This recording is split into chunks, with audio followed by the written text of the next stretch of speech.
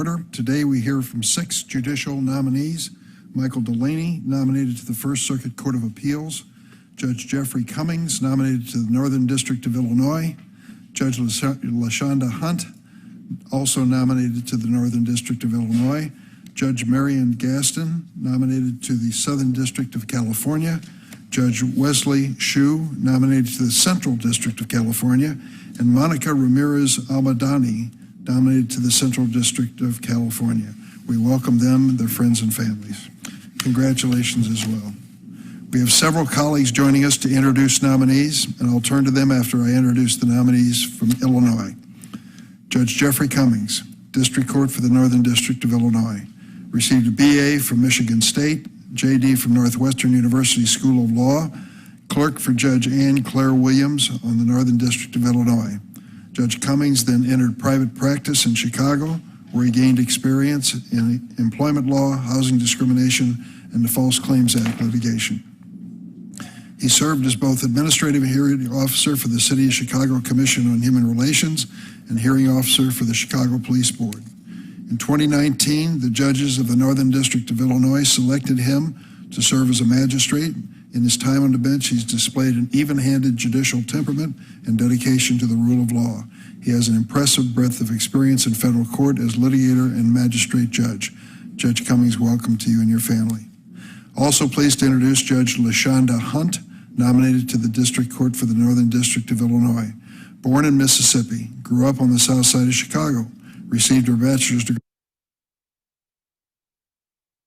from the University of Illinois at Champaign-Urbana and her JD from the University of Michigan Law School.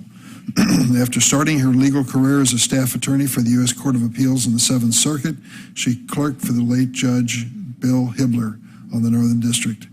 Judge Hunt then worked as Assistant U.S. Attorney for the Northern District of Illinois, litigating cases involving a range of issues from the Freedom of Information Act to employment discrimination.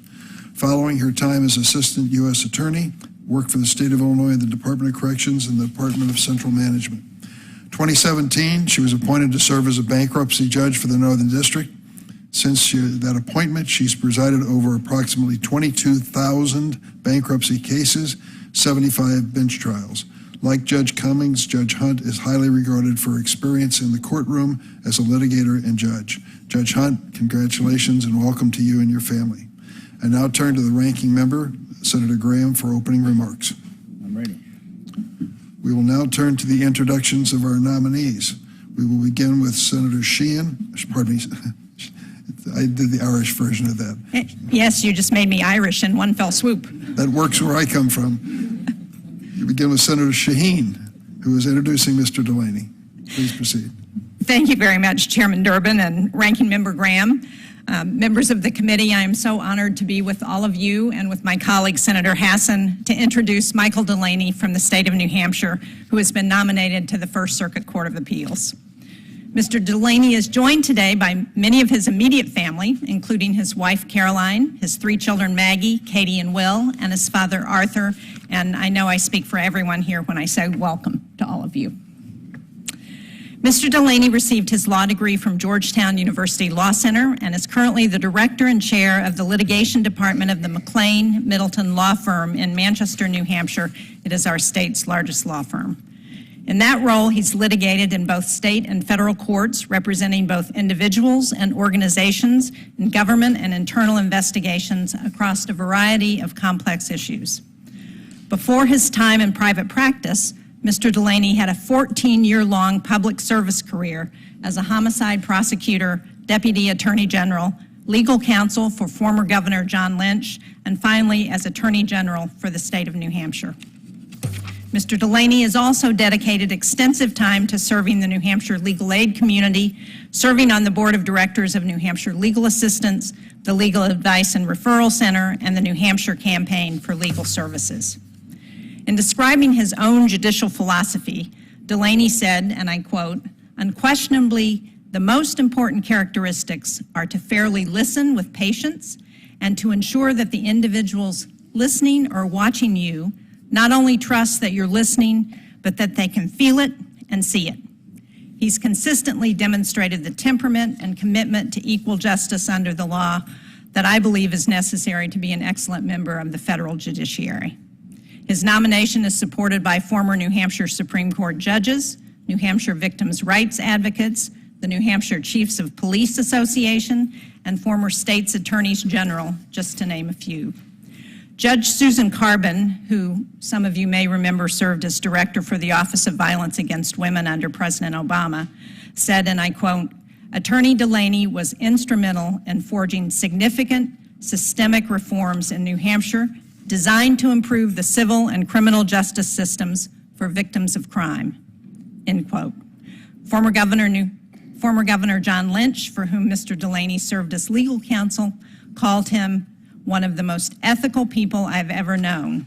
He is honest, has candor, and is forthright. And Governor Lynch said he, quote, "simply can't think of anyone more deserving of this position."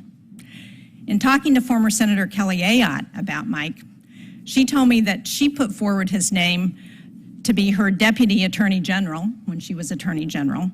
She said, although he was a Democrat and I was a Republican, because I believed he was the most capable person for the job, I put him forward.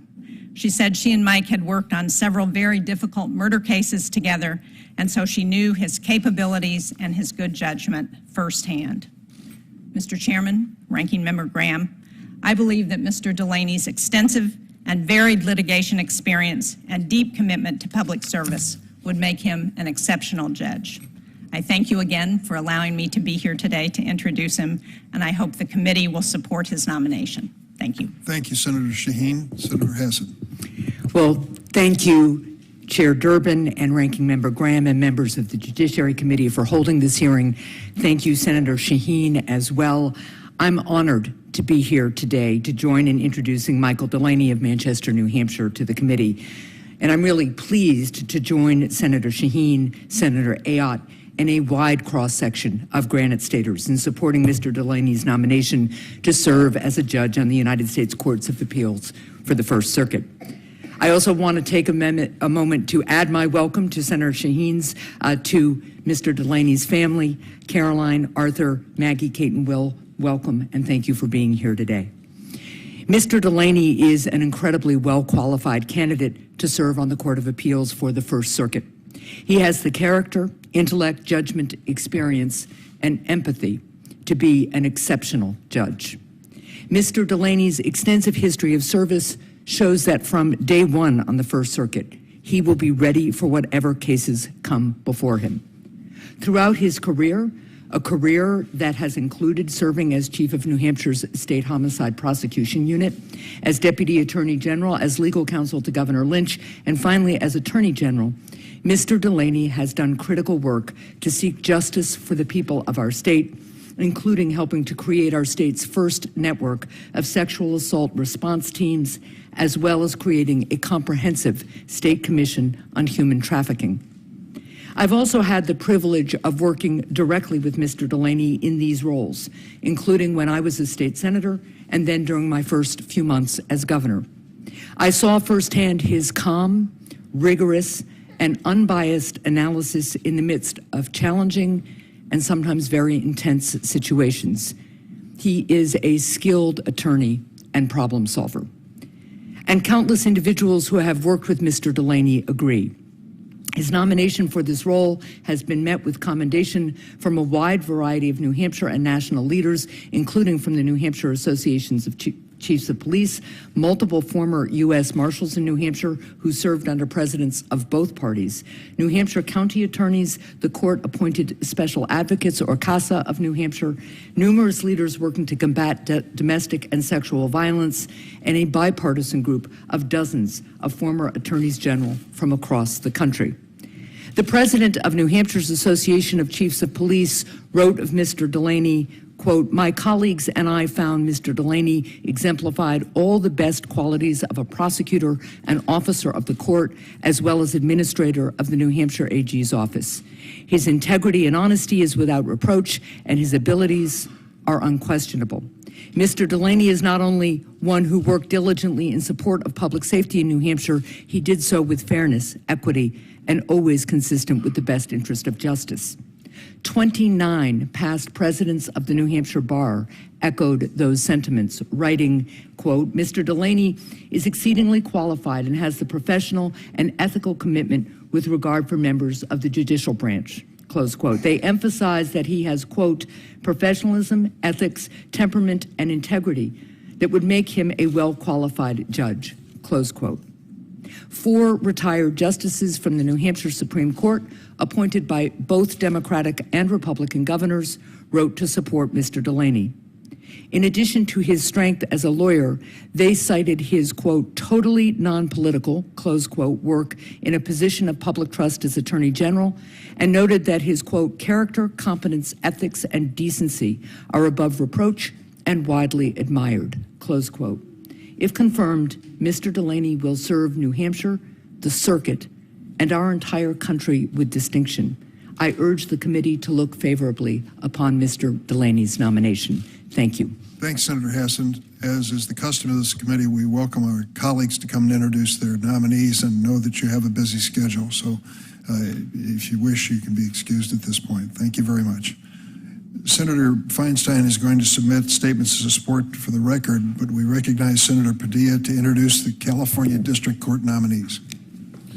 Thank you, Chairman Durbin and Ranking Member Grassley. It's my honor to introduce 3 outstanding nominees to serve on federal district courts in the great state of California today. First, Judge Wesley Shue. He's a nominee to serve on the United States District Court for the Central District of California. He's joined today by his wife and their 2 daughters. Judge Shue's path to sitting before us today is a story of hard work, remarkable intelligence, and in my opinion, a case study in the American dream. His father fled communist China, traveling 70 miles to the coast with his mother and his developmentally disabled brother as a child.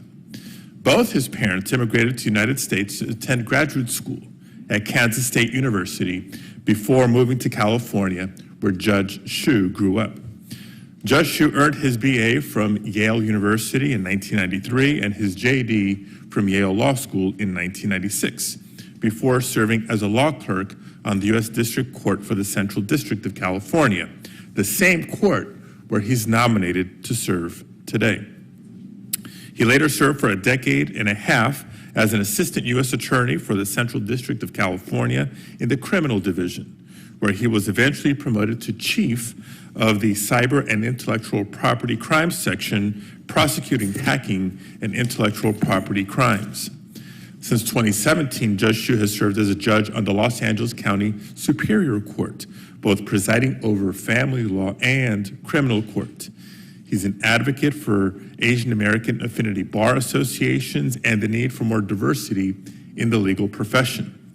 Given his strong qualifications and his deep experience in the Central District, I know that he will serve the district with distinction. Next, it's my honor to introduce Mónica Ramírez Almadani, a nominee to serve on the U.S. District for the Central District of California. She's here today with her husband and her parents. Born in Los Angeles as the proud daughter of immigrants from Mexico, Ms. Ramírez Almadani graduated from the Los Angeles Unified School District before receiving her AB from Harvard University in 2001 and her JD from Stanford Law School in 2004. After school, she served as a law clerk for Judge Warren Ferguson on the U.S. Court of Appeals for the 9th District. From the ACLU's Immigrant Rights Project to the Immigrant Rights Clinic at the UC Irvine School of Law, to the California Department of Justice, to the U.S. Department of Justice, throughout her career, she's gathered extensive experience in immigration, civil rights, employment, and criminal law. And since 2021, she's served as president and CEO of Public Counsel, the largest provider of pro bono legal services in the country. So whether it's been defending low-income immigrant clients or in her capacity representing the United States government at the Department of Justice, she has consistently demonstrated an unwavering commitment to the rule of law. And given her broad range of experience, I know she'll be ready on day one to serve the people of the Central District. And finally, Judge Marian Gaston. She joins us today as a nominee to serve on the U.S. District Court for the Southern District of California. She's here alongside her husband today. Judge Gaston was born in Mobile, Alabama, and earned her undergraduate degree from Emory University in 1993, and then her JD from the University of California, Berkeley in 1996. From 1996 to 2015, she served as a public defender in the San Diego County Office of the Primary Public Defender, where she handled thousands of cases and worked on more than 50 jury trial cases and developed a reputation of being a highly ethical lawyer. In 2015, she was appointed to serve as a judge on the Superior Court of San Diego County and has also become chair of the California Judges Association Ethics Committee. She deeply cares about both the rule of law and the people and parties affected by the law, and she will remain consistent from her seat on the bench for the Southern District. Chairman Durbin and Ranking Member Grassley, this week, as we noted yesterday, confirmed the 100th federal judge nominated by President Biden to the federal bench.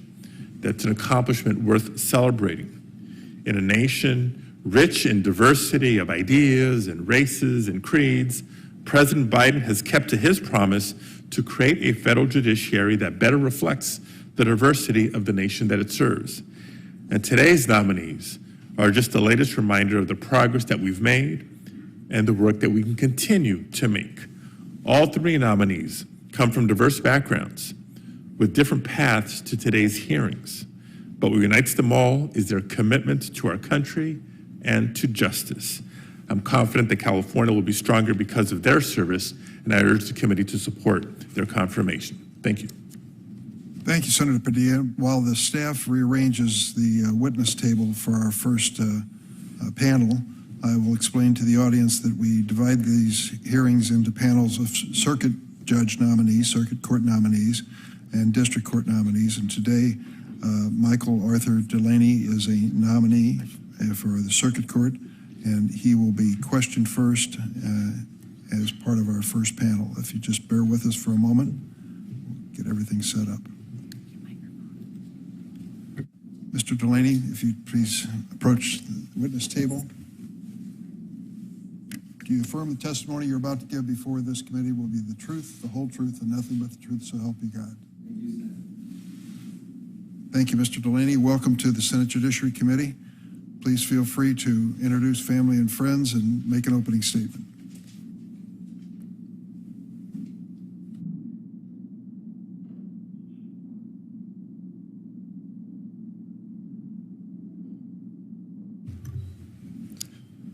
Good morning, Chair Durbin, Ranking Member Graham, distinguished members of this committee.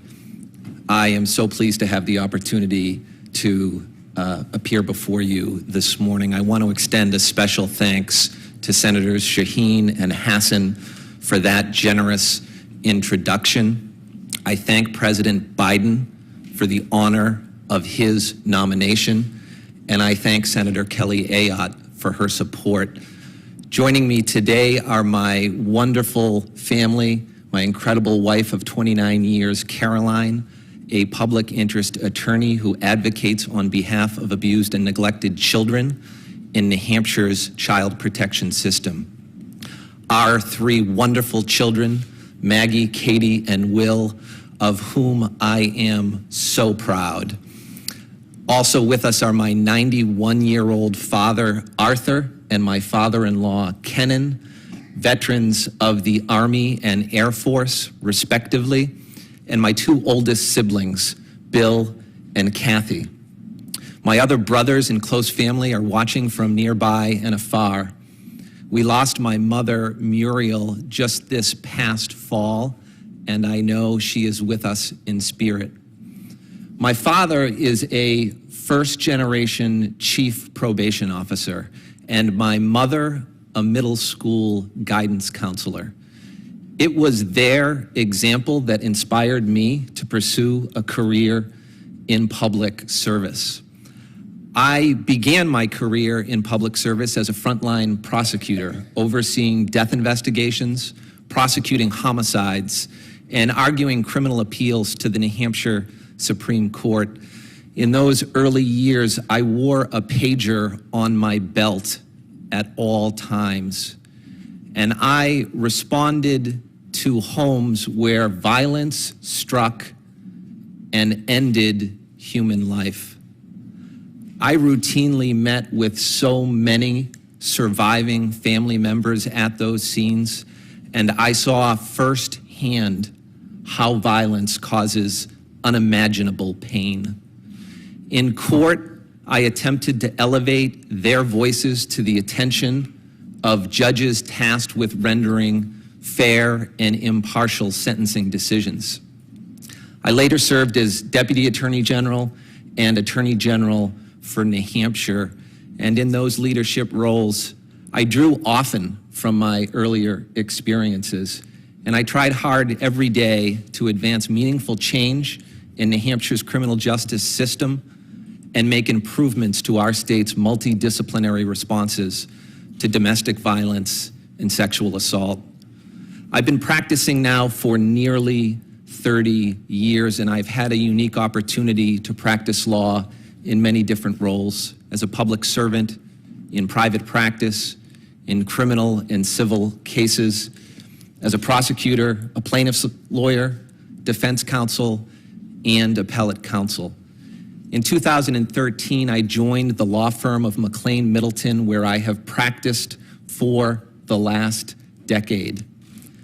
I am aware that questions have been raised about a legal pleading I filed in private practice following a horrific sexual assault of a high school student by another student.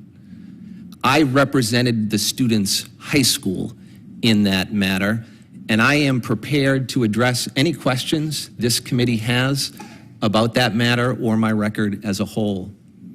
I am hopeful this committee will evaluate my qualifications based on the entirety of my 30 years practicing. I am very humbled and honored to appear before you today. In all of my legal pursuits, I have been guided by the rule of law and the interests of justice.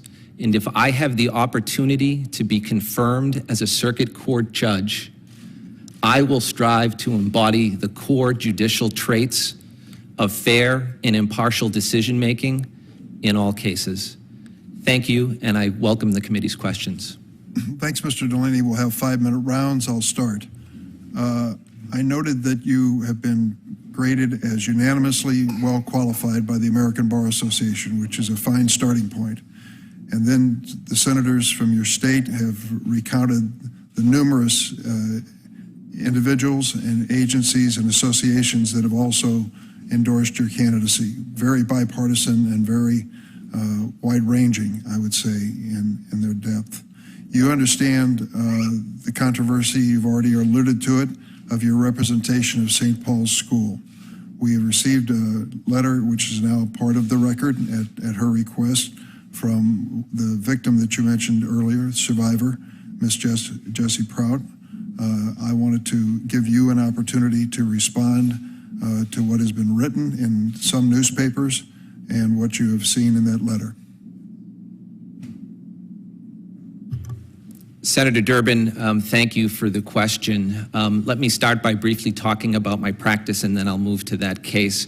When I joined McLean Middleton, I joined an education law practice group that represents universities, colleges, and independent schools. So I joined that practice area, and it was about a third of my practice. In connection with St. Paul's School, I represented the school in two related matters. The first was a criminal case where the state of New Hampshire brought a criminal prosecution against Owen Labrie, who sexually assaulted Miss Prout. It was a most difficult case given the national attention it received, and Miss Prout went through in that trial what no one should have to endure. There was a second civil proceeding following the criminal case in which the family of Miss Prout sued the school for failing to protect her. As an advocate, I defended the school in that criminal case. I advised the committee that that civil matter ended with a confidential settlement agreement, which does somewhat impact my ability to communicate about it. But I want to address the pleading you referenced, Senator, at the beginning, if I may. I was an advocate for the school in that case, defending it in the civil case. The school was interested in having the case tried in a court of law and not in the media. And when Miss Prout's family requested the opportunity to proceed anonymously in that case, the school agreed to allow the family to proceed anonymously, provided that the court entered relief to ensure that the lawyers would try the case in a court of law and not in the media. I was an advocate with a duty to represent my client to the best of my abilities. I recognize, if confirmed as a judge, my role will be very different, to fairly hear facts, listen to argument, and impartially apply the law. Mr. Delaney, there are two elements to, at least two, to Ms. Prout's letter that I'd like you to address specifically. And the first is her allegation of witness tampering, and the second is the effort by you or your client to disclose her identity. Would you address both of those? Thank you, Senator. Relative to witness interference, I believe that references the criminal case, Senator. As a reminder, my client, the school, was not a party to that criminal case. It was a case by the state who convicted Owen Labrie for sexually assaulting Ms. Prout. As a result, I had a very limited role in that case. I helped the judge schedule a jury view because part of the case, at the beginning of the case, involved bringing the jurors out to the school to see the crime scene. So I interacted with the court in a limited way there, and I observed the trial on behalf of the school. But let me say this very clearly.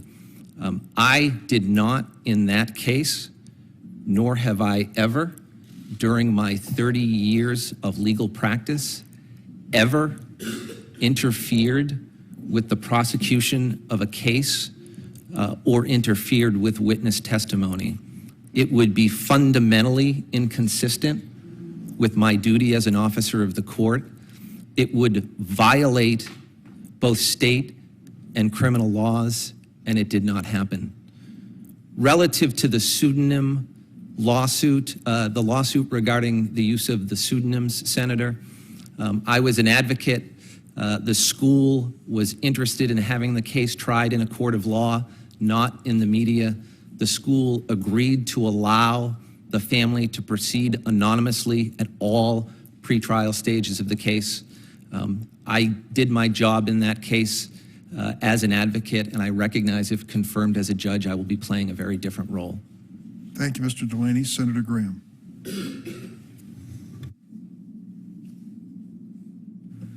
Thank you, Mr. Delaney, very much. Now, what relationship, working relationship, did you have with Senator Ayotte? Thank you for the question, Senator Graham. I knew Senator Ayotte when we were both very young attorneys. We came together as homicide prosecutors and colleagues in the Criminal Justice Bureau of the Attorney General's office. We spent a lot of time together prosecuting cases, going out in the middle of the night to oversee death investigations. And when she was confirmed as Attorney General, she asked me at that time to serve as the sole Deputy Attorney General of the state of New Hampshire. I know her as a talented attorney. I know her as a dedicated public servant. And I've known her very well through the course of my career based on how we interacted with one another at the beginning of our careers. Yeah, she gave a very glowing recommendation, which means a lot to me. I hope the committee will look at her evaluation of your professional capabilities. In that job, I guess you worked a lot with police officers. Is that correct? Thank you for the question, Senator. I did, and New Hampshire is somewhat unique as Attorney General's offices go. Much like the state of Rhode Island, the Attorney General's office has significant authority to prosecute crime. So the Attorney General really does serve as the chief law enforcement officer of the state. In that capacity, I worked side by side with local police officers, police chiefs, and state officials, and certainly had interactions with the United States Marshal's Office, the FBI, Secret Service, and so many federal agencies. Appreciate so much what our men and women in uniform do to ensure. In that regard, I think your nomination is being supported by different law enforcement groups from New Hampshire. Is that correct? That's correct, Senator Graham. The Association of the 10 county attorneys, lead prosecutors in the counties supported me. The New Hampshire Association of Chiefs of Police supported me. I'm grateful for their support, and I have several letters of support from former U.S. Marshals. And I guess in the job that you've had, Attorney General, and working with Senator Ayotte, that you've dealt with victims of crime. Is that correct? I did, Senator Graham. I dealt with them routinely. I listened to them as a frontline prosecutor. I advanced prosecutions against individuals that had taken away their loved ones. And when I became Attorney General, I tried to take those experiences and make differences for victims of crime in New Hampshire from a public policy standpoint. What victim advocate groups are supporting your nomination from New Hampshire? I've received letters of support from the Honorable Susan Carbon, who Senator Shaheen mentioned served as President Obama's Director of Victim Witness Assistance. I've received a letter of support from Christy Palestino McKinney. She served also nationally for the National Children's Alliance, which oversees quality assurance for the child advocacy centers that provide services for child sexual abuse victims. I've received letters of support from the current State Director of Victim Witness Assistance for New Hampshire, as well as the former Director of Victim Witness in New Hampshire, as well as all of the advocates I worked on the front line with in my career as a prosecutor. During the civil litigation that Senator Durbin mentioned, your law firm was representing schools and school districts. Is that correct?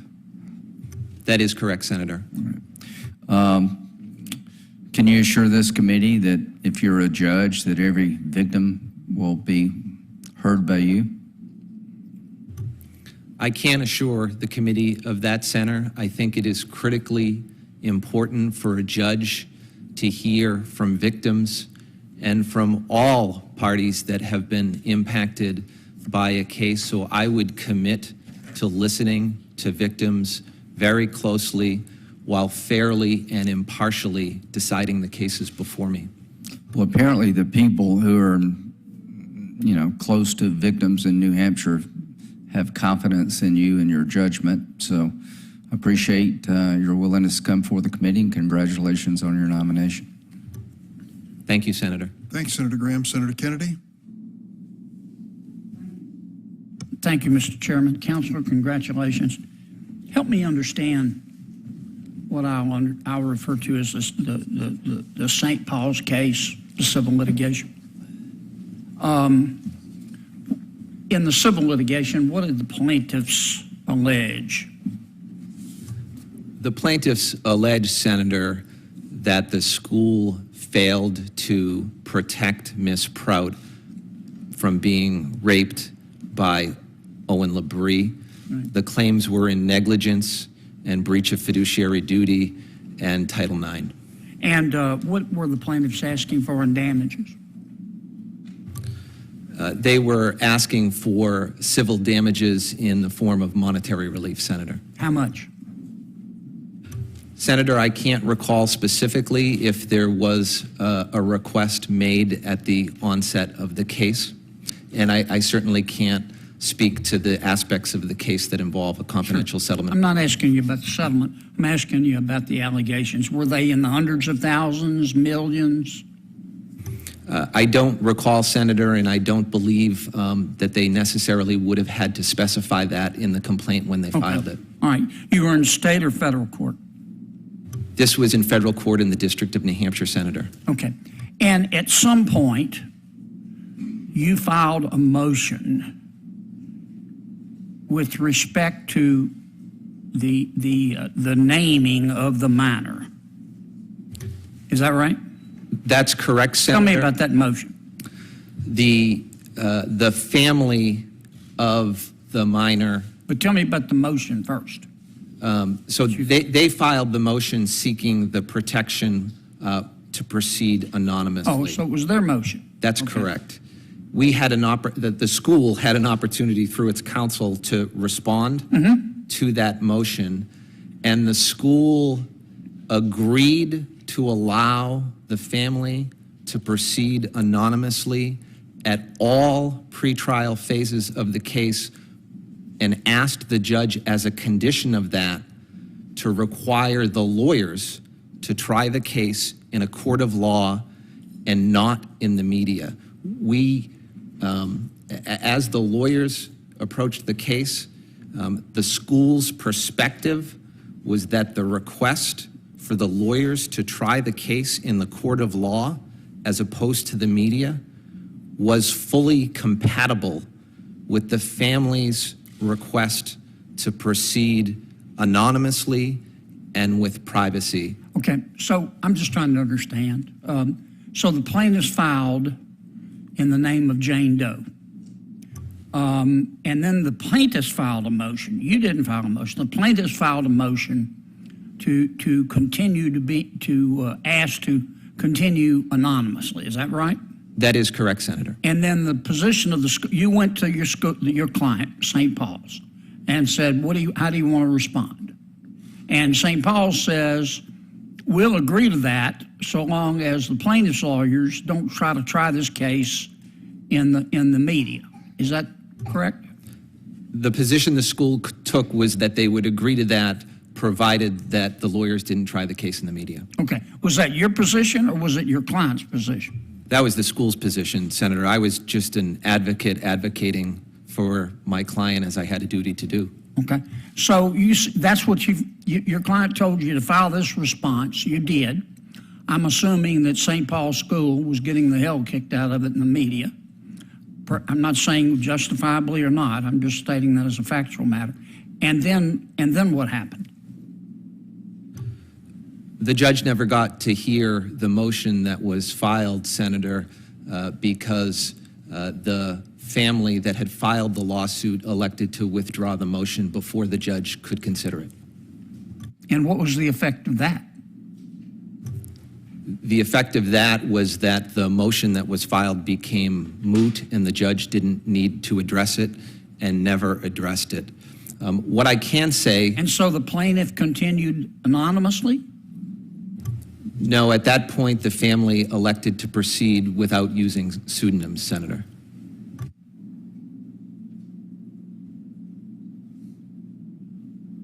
So the controversy then is about a motion that the plaintiffs filed that you responded to on behalf of your client, and the motion was never resolved, and the plaintiffs then decided to use real names. Is that right? I believe that's correct, Senator. Again, my role in the case was as an advocate, advancing... I get it. That's what I'm getting at.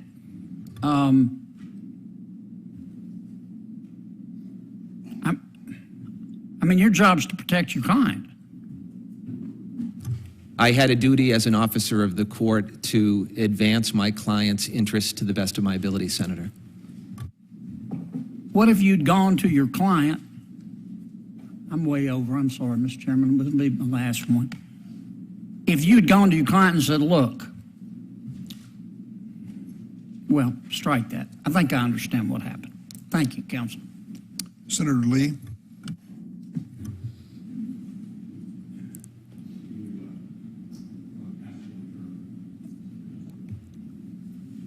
Senator Blackburn. Thank you, Mr. Chairman. Mr. Delaney, I want to stay right there with that St. Paul's case, because this is something of tremendous concern to me, that you would have advised, let's make the name of a minor public. And to me, that is something that borders on being disqualifying.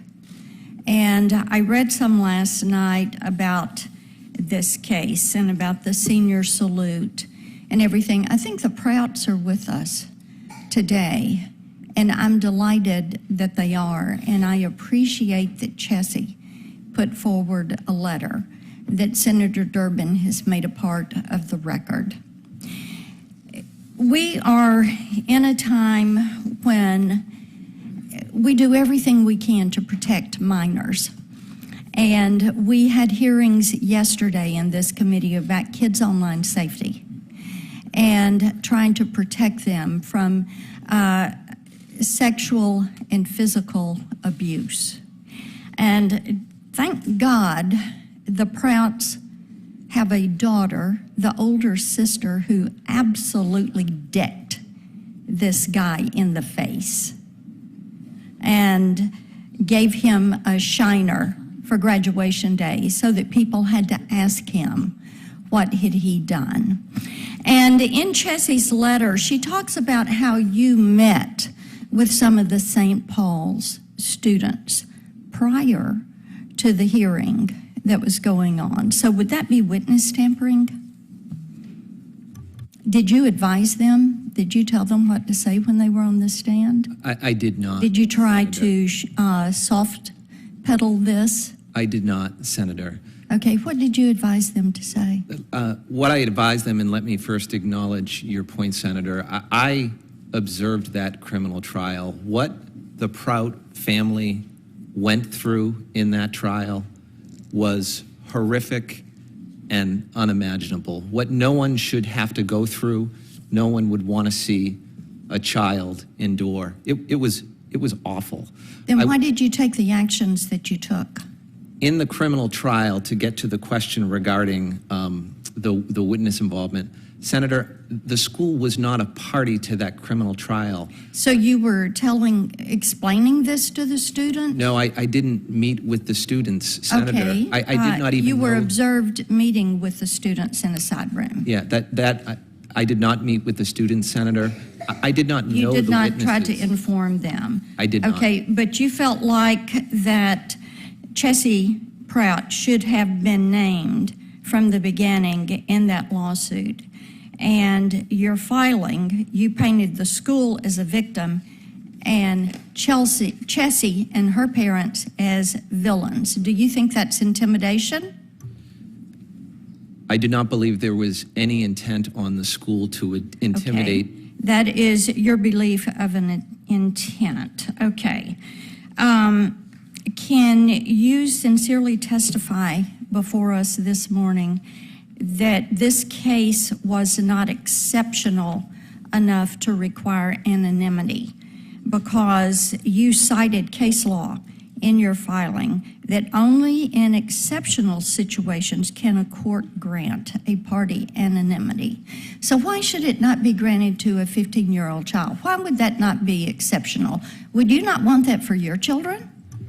I would, Senator, and if Then why did you advise otherwise? Were you trying to protect the school?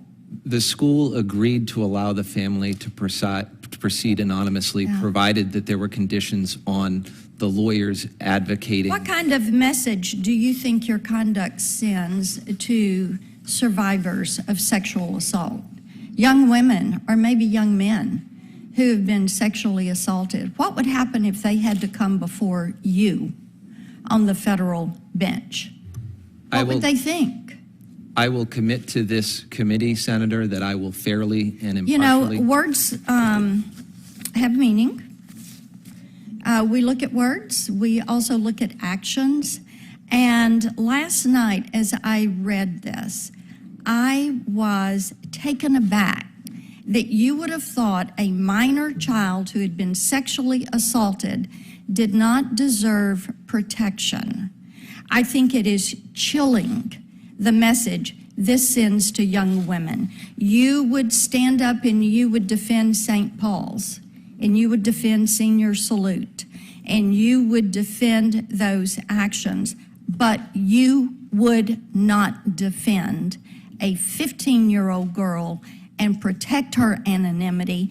And to me, this is something that is disqualifying in your background. We have judges that I think we've got one right now, Judge Edelman, let somebody out knowing they were a danger to the community, and the person he let out killed an 11-year-old girl at a Stop the Violence picnic on July 4th. And actions like this send a chilling message to young women in this country, and I find it unacceptable, and I will not be voting for your nomination. Thank you, Senator Blackburn. Senator Tillis? Oh, Senator Lee, I'm sorry. That's right. Thanks. You're right. Thank you, Mr. Chairman. Mr. Delaney, I want to pick up where Senator Blackburn left off. In your filings, in not wanting to allow the victim to maintain her anonymity, you made the following argument in writing, quote, "A court must balance the plaintiff's interest in anonymity against both the public interest in disclosure and any prejudice to the defendant," close quote. I'm not aware of any precedent that supports this position. It does, moreover, appear to contradict every norm in any courtroom in America with regard to a child victim. I'm not aware of any courtroom in America where a child victim, whether still a minor at the time of the trial proceedings or not, where the victim wouldn't be allowed freely to choose to protect her anonymity. So I'm struggling with this. Can you please explain to me how it is that you think, or that you thought at the time? And normally I defer to nominees in the sense that when somebody has a client to represent, they make arguments. Those arguments don't necessarily reflect the attorney's personal views. But there are some circumstances where lines are crossed, and where an attorney goes beyond the duty and the professional obligation of providing zealous representation and steps into some really murky hinterlands, to put it charitably. Can you please explain to me where you got this formulation? Here you have to balance the interest of any prejudice to this ritzy elite boarding school against a child victim who was still a child at the time of the trial proceedings. Can you explain what balancing that is, where you get that, and how you thought that it was even a decent argument? Thank you for the question, Senator. As an advocate, the school did agree to allow the family to proceed. Well, how kind. Anonymously. It's not something that they bestow. Yeah. This was something that you were trying to stop, a right that she had that you were trying to foreclose. And what we did in the case, Senator, is we provided Judge Barbadoro in New Hampshire with an order that had recently been issued by Judge Walton in the District of Columbia, where he had both allowed the sexual assault victim in the case to proceed anonymously, while he simultaneously placed restrictions on the lawyers from speaking about the case publicly. So we asked Judge Barbadoro to adopt a position that had recently been ordered by the federal district court in the District of Columbia. In addition, Senator, there has recently been... That was not at the same time you were making this argument, that the victim's interests have to be balanced against the risk of prejudice to the institution, an institution that, according to the allegations, and as I understand the facts, an institution that was aware of this senior salute, aware of the fact that it had not just become a tradition of debauchery, but of child sexual predation, What interest is there to balance there? Senator, the Prout family had just a very strong interest in proceeding anonymously. There's no question about that. The school was asking the court to restrict trying the case in the media while that anonymity was being respected by the court. I will note that if I were confirmed to be a judge, there is recent case law that has been adopted by the First Circuit on this very issue as recently as August of 2022 that sets forth a standard I would be obliged to follow regarding the use of anonymity in court. Well, yeah, that's great, and I'm not worried about circuit precedent at this point. I'm worried about the argument that you saw fit to make, and I find the argument that you appear there to have been making against anonymity of a child sexual victim who was still a child at the time the trial was taking place particularly confusing, when in another high-profile case involving child sexual assault victims, and the Boy Scouts of America, it doesn't appear that you ever objected to the use of pseudonyms to protect the privacy of plaintiffs who at the time had reached adulthood, unlike Chessie in this case. So how do you account for the different approach in the two cases, one involving a minor female plaintiff, still a child at the time the trial proceedings were taking place, and the other case in which there were several by then mature male victims? Senator, I don't recall the specific case you're referring to involving the Boy Scouts of America. I would like to simply acknowledge your point that I agree that under existing precedent, it is perfectly appropriate and so necessary for survivors of sexual assault to have the opportunity to proceed in court anonymously. Okay, my time's expired. I just want to ask one yes or no question, be very, very brief. So, do I understand you now to be denying that you tried to deny the victim her right to anonymity? Or are you saying you did not do that? I am saying that the school assented to the family proceeding with anonymity after you had made this argument, provided that the judge imposed conditions against the lawyers trying the case in the media. That's not the argument you were making there. Thank you. Senator Tillis. Thank you, Mr. Chairman. I'm sorry, my mistake. Oh, Senator Hirono. I've had joined two us. chances. This is not a three-strike situation. Mr. Chairman, I ask the following two foundational questions of every witness who comes before any of the committees on which I sit, so I will ask you these questions as part of my responsibility to ensure the fitness of nominees to take the positions to which they have been nominated. Since you became a legal adult, have you ever made unwanted requests for sexual favors or committed any verbal or physical harassment or assault of a sexual nature? No, I have not, Senator. Have you ever faced discipline or entered into a settlement related to this kind of conduct? No, I have not, Senator. Although I arrived late to this hearing, and I apologize for that, but I had a conflict.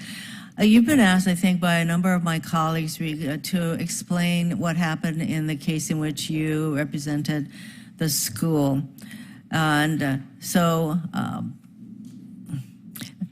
that I am clear, in terms of the question of anonymity of the survivor in this instance, perhaps you could explain why, on the one hand, it is important to protect the name of a minor in cases like this, and what the countervailing arguments are for how you proceeded. Thank you for the question, Senator. The importance of anonymity is multifaceted. First, using the name of a sexual assault victim has the potential to both either physically place that victim in danger or potentially result in serious psychological harm. There are also considerations that take into effect whether others similarly situated might not feel comfortable using the court system for fear that their names would be used. Those are considerations of paramount importance to the court. If there are other considerations that are balanced to address the second part of your question, the importance of a fair and impartial trial in court is essential, and there's also the need at the jury phase of a case to ensure that witnesses who are testifying feel comfortable about how they're addressing the jurors. But the First Circuit precedent in this case, Senator, that was just adopted in 2022, makes clear that sexual assault victims are an exceptional case, that they should be allowed to proceed anonymously, that if they cannot proceed anonymously, they should have a right at the beginning of the case under the collateral order doctrine to appeal that to the First Circuit Court. If confirmed, that is the precedent I would be obliged to follow, and I would follow it. That was not the existing precedent at the time of this case.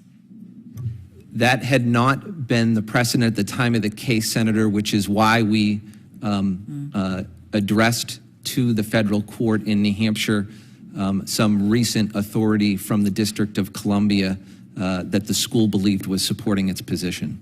So you are going to be on an appellate court, and generally in an appellate situation, you do not see any of the parties that were involved in the district court.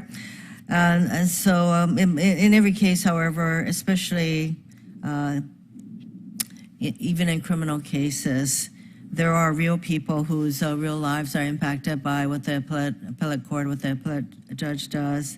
And often for these litigants, it's the worst day of their lives to go to court.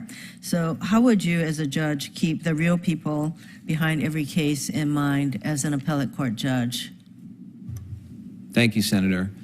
As a homicide prosecutor, I went into court all the time with victims of horrific violence, oftentimes sexual violence.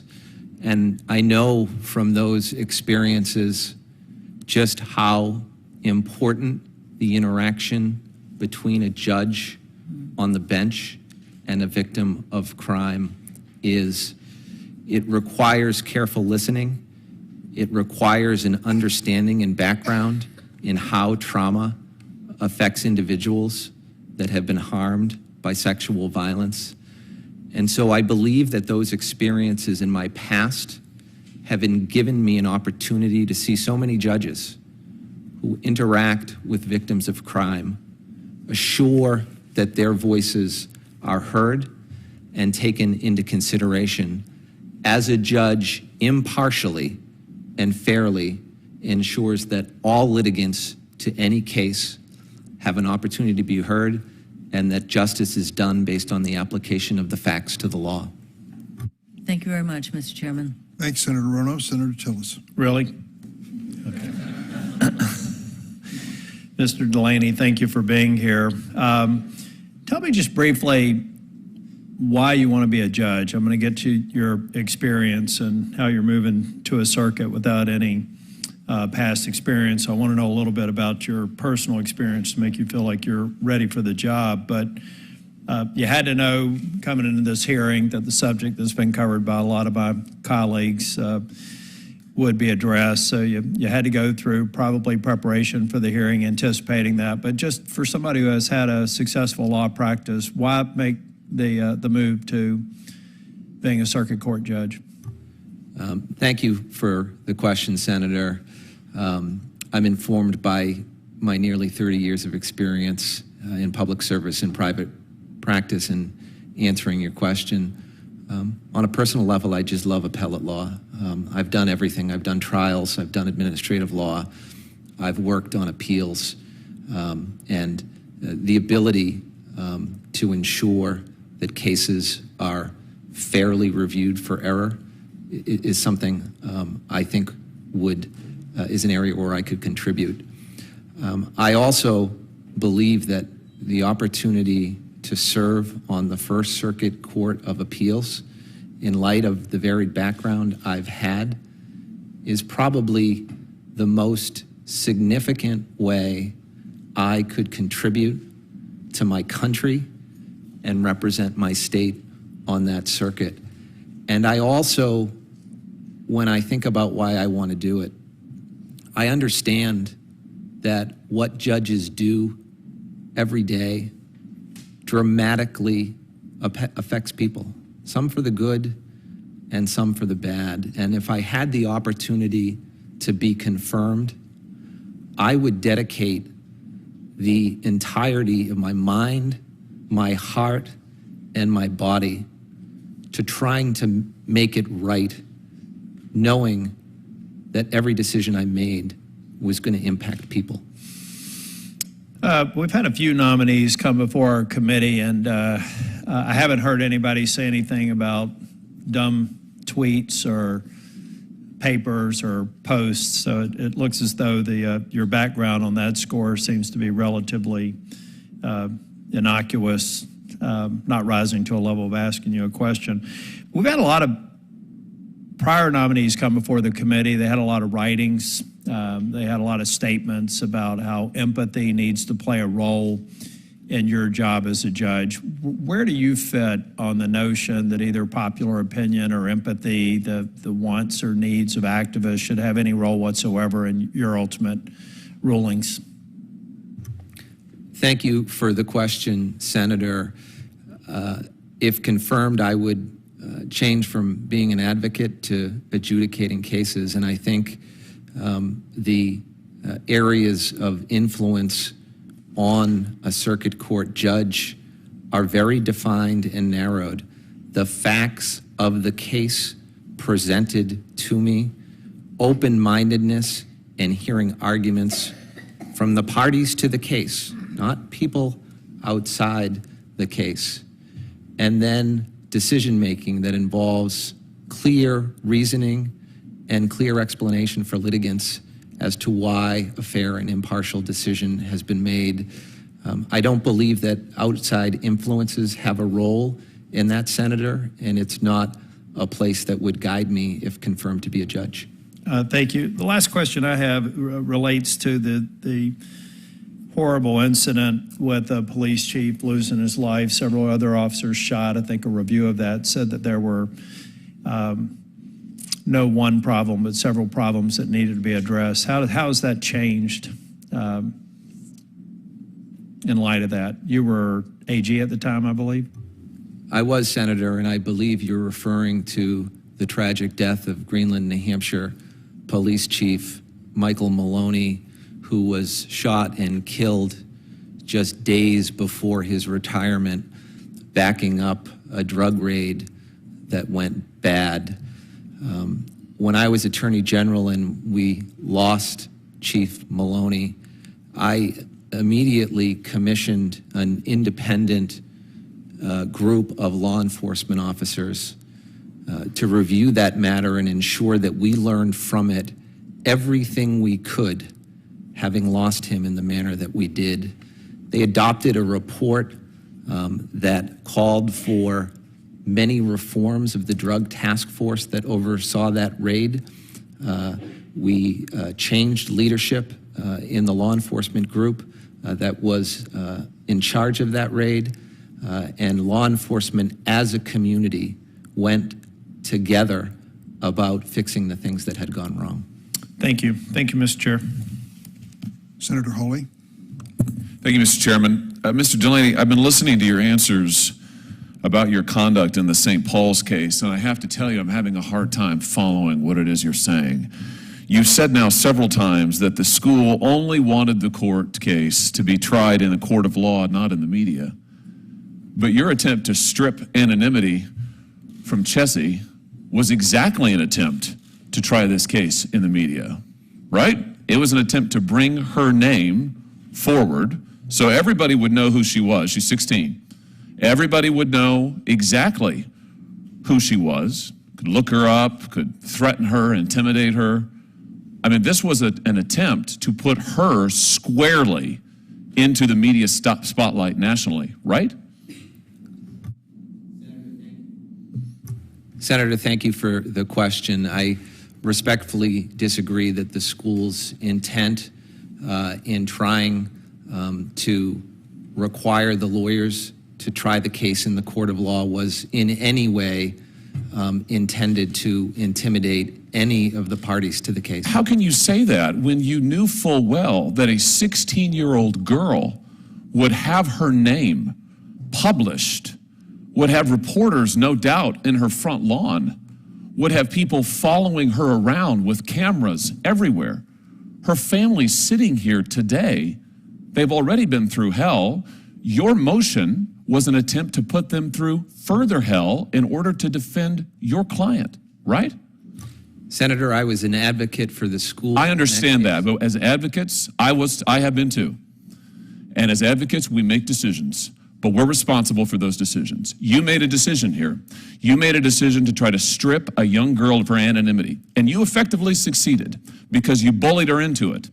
So she, unwilling to be intimidated by you, went forward and revealed her own name, which took, by the way, tremendous courage. And I'd just like to honor her for her courage in doing that. But you put her to that choice. You did. That was your choice. So that's fine. You made the choice, but now you're accountable for it. So let's have some accountability here. You deliberately did this in a way that would put her at risk, and that was your intent. Have you read the letter that she submitted to this committee? I have read the letter that was submitted to this committee. Let me read some of it to you. She says, and I quote, "I remember so clearly reading Michael Delaney's motion from front to back when I came home from my new high school one day, processing what it meant, and then defiantly stating to my parents that after everything I'd been dragged through, from anonymous death and rape threats on the internet to the betrayal of and backlash from my closest friends at school, I wasn't going to let Michael Delaney's dirty tactics bully me, then 16 years old, into shame and silence." She goes on, and this is important. "When survivors of sexual assault, harassment, and abuse come forward to seek some semblance of justice, there is an army of attorneys with a tried and true playbook of tactics to discredit, pressure, and manipulate survivors and victims into silence." Those were the tactics that you used, Mr. Delaney. Senator, I respectfully disagree with that characterization of the role I played as an advocate in the case. The school agreed to allow the case to proceed with anonymity. I have... No, you didn't. You filed a motion that specifically sought to strip her anonymity. I have it right here. I've read it, and I've read your reasons for doing so. The school didn't like the time that the parents and Chessie filed their lawsuit. You complain that counsel filed the complaints minute before the clerk of the court's office closed on June 1st, 2016. Well, I'm sorry for you, but I don't understand why your inconvenience about the time should mean that this young woman should have to surrender her anonymity and have her life. She's a survivor of sexual assault, let's not forget. That already happened. You knew that. Why should she have to have her life further destroyed because you didn't like the timing of the filing? Senator, I represented the school in that case. I did not represent the Prout family. I understood what they went through. The school felt that the request to restrict the lawyers from trying the case in the media was compatible with her desire to proceed with privacy and anonymity. I don't understand what you're saying. You filed a motion that sought to strip her anonymity.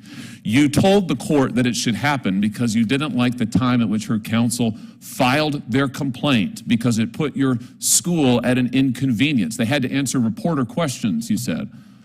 Frankly, that seems to me like a small burden to bear after what Chessie went through. So you made the decision. You forced her to come forward. She was brave and did it, and now you're accountable for that. And quite frankly, I'm astounded you've been nominated. I can't believe we're sitting here having this conversation today. And I, for one, will not support your nomination for these reasons. People who put sexual assault victims through this kind of torture shouldn't sit on the bench. Thank you, Mr. Chairman. Senator Cornyn. Mr. Delaney, let me ask you a series of questions here. My first question is, did you disclose this case in the questionnaire that was submitted to you for this nomination? If you're referencing to the 10 top cases that I was asked to disclose, Senator, I did not. In part, disclosing cases that are controlled by confidential settlement agreements is something I think all applicants to this process take into consideration. The other reason it's not in there is after this pleading was addressed, there was very little additional courtroom work in the case before the case settled. So there just wasn't a lot of legal proceedings in this case other than the first motion we've discussed. Did you think that this would not become an issue in your confirmation hearing? No, I was aware that questions had been raised regarding it, Senator. So as I understand it, you filed a motion to remove anonymity from the victim of the sexual assault, but the court never actually ruled on it. Is that correct? The school did not file a motion to remove anonymity. The school filed a motion assenting to anonymity at pre-trial stages, provided the lawyers were restricted from trying the case in the media. That was the motion that was filed, and it was never ruled on by the judge because it was withdrawn before the judge had an opportunity to consider it. So it was a conditional motion, conditioned on the court instructing the lawyers not to try the case in the media? It was a conditional assent to the request to proceed anonymously, provided the judge imposed conditions requiring the lawyers to try the case in a court of law and not in the media. And so if the court had not ruled on that portion of your motion with regard to trying the case in the media, would you have proceeded to seek to identify the victim in the court proceeding?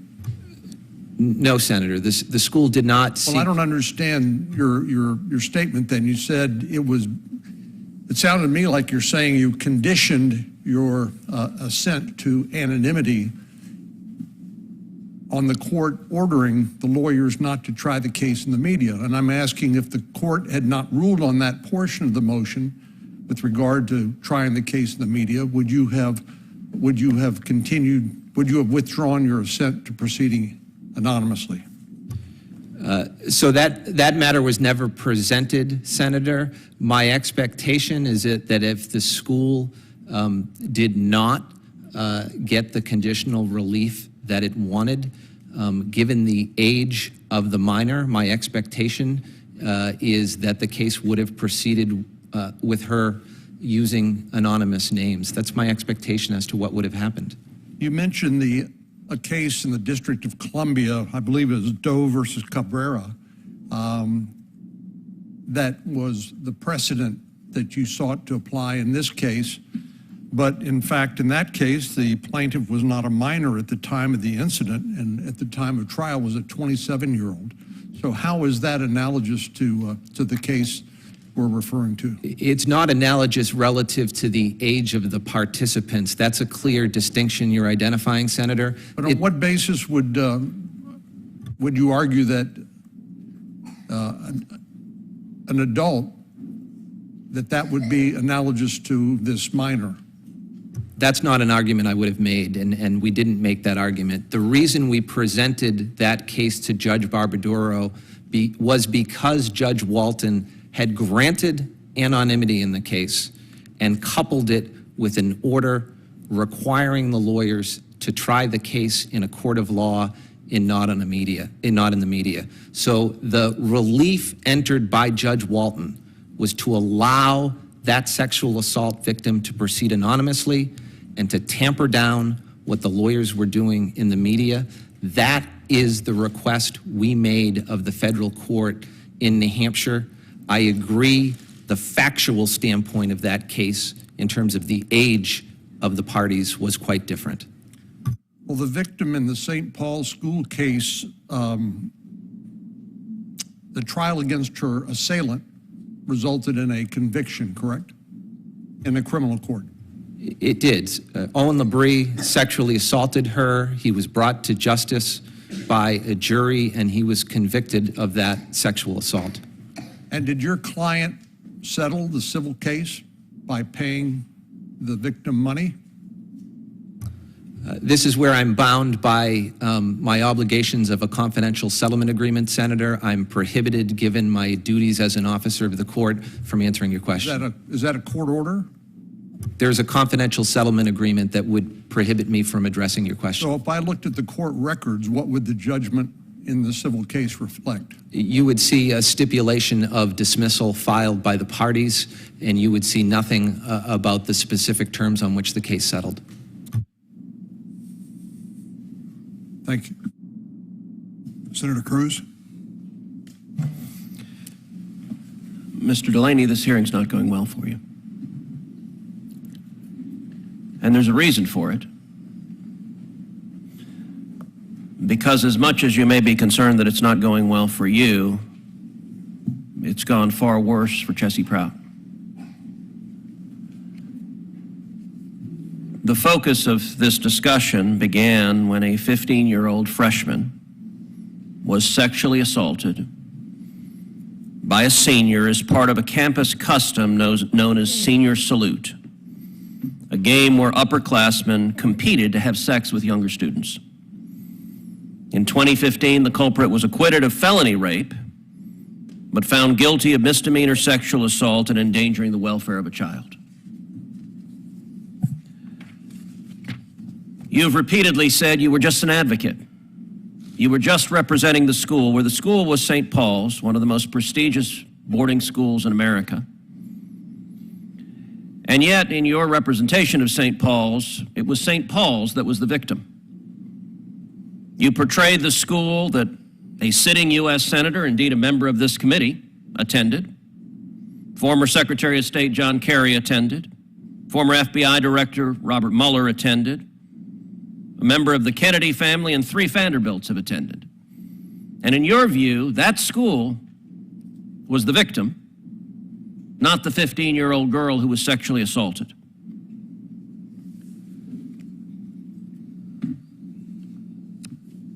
Your response to Senator Hawley was, I was just representing my clients. Well, I'll tell you, Mr. Delaney, you represented your clients very poorly.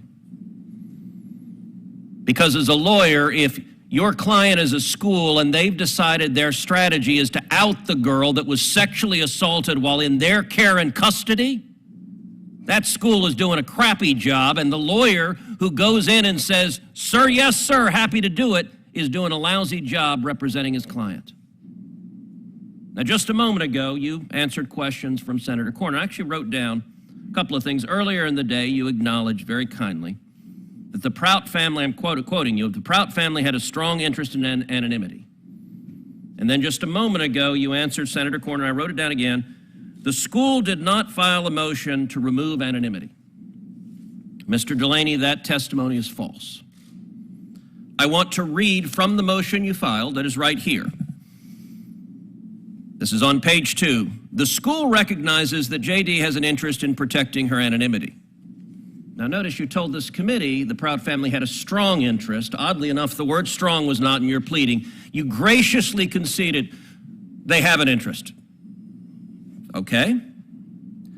However, in balancing that interest against the prejudice to the school and the public interest in disclosure, the following common sense measures should be taken to mitigate the prejudice to the school, the victim, elite private boarding school. The school shall be entitled to identify plaintiffs and JD during discovery. Plaintiffs and JD should not be allowed to proceed under pseudonyms at the trial of the matter. You asked the court, strip her anonymity. And you just told Senator Cornyn, I didn't ask the court to strip her anonymity. Why did you give a false answer to Senator Cornyn? Senator Cruz, thank you for the question. I did not in any way intend to provide any misleading answers.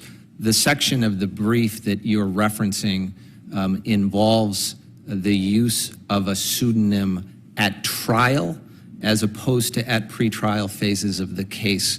And I'm not aware of... And so your view is it's common sense, that's the word you used, that a teenager, the victim of sexual assault, should be stripped of a pseudonym. That's just a common sense step. No, I'm saying that First Circuit precedent treats the use of fictitious names before a jury at a trial quite differently than it does at pretrial phases. So Mr. and Mrs. Prout are here today. Thank you for coming. You and your daughter have been victimized now 3 times. First, on that horrific night. Secondly, when Mr. Delaney, representing the school, went into court and tried to strip your daughter's anonymity, tried to out her against her wishes. And third, when the Biden administration chose to reward him by nominating him to the Court of Appeals. I would encourage everyone to read the letter that Chessie Prout has filed. And Mr. Delaney, there is a reason why virtually every Democrat has skipped this hearing. They're embarrassed about this nomination. I want to read one paragraph from this letter and ask you a final question. From Chessie Prout. If Michael Delaney is confirmed, if an attorney who has brazenly intimidated a minor victim of sexual assault is given the distinct privilege to serve as a judge for the United States Court of Appeals, you are telling victims and survivors that you not only approve of victim intimidation tactics, you reward their enactors with one of the highest legal appointments in the state of Massachusetts. She goes on to say she made this point to the Biden Justice Department. Mr. Delaney, if this committee votes to confirm you, what message does that tell every other victim of sexual assault, child victim of sexual assault, if seeking to out them publicly gets rewarded with a judicial nomination? Thank you for the question, Senator. I have spent nearly 30 years in my legal career, half of that in public service. I have tried through my work as Attorney General and as a frontline prosecutor to represent the interests of victims in all that I did. I would ask this committee to consider the totality of my record over nearly 30 years as it reviews my qualifications. Thank you, Mr. Delaney. No further questions coming from the panel. We appreciate your attendance today.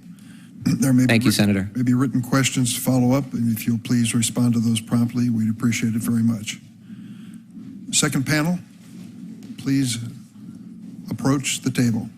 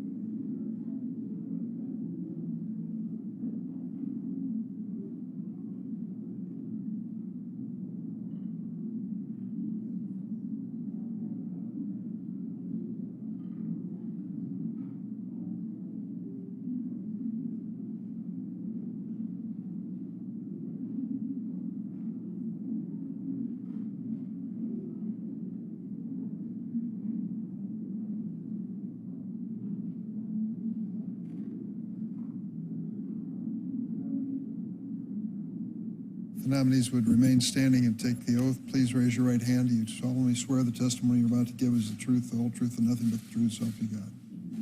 Thank you. Judge Cummings, I thought you were going to have counsel with you there. I saw her approaching the table. Please proceed. You have 5 minutes to introduce family, friends, and make a statement. Thank you, Chair Durbin, Ranking Member Graham, and the other members of the committee who are present here today. I want to thank you, Chair Durbin, and Senator Duckworth for your support and your gracious introduction today.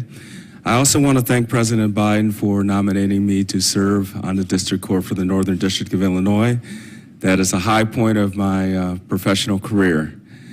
I would not be here today if it were not for my family, and first and foremost, I want to thank my parents, my dad, Nelson, who's watching in Wisconsin, my mother, Marlene, who is deceased a couple of years back. They raised us with love, guidance, a tad bit of discipline, and a lot of inspiration for their careers of public service. I really appreciate them. I love them.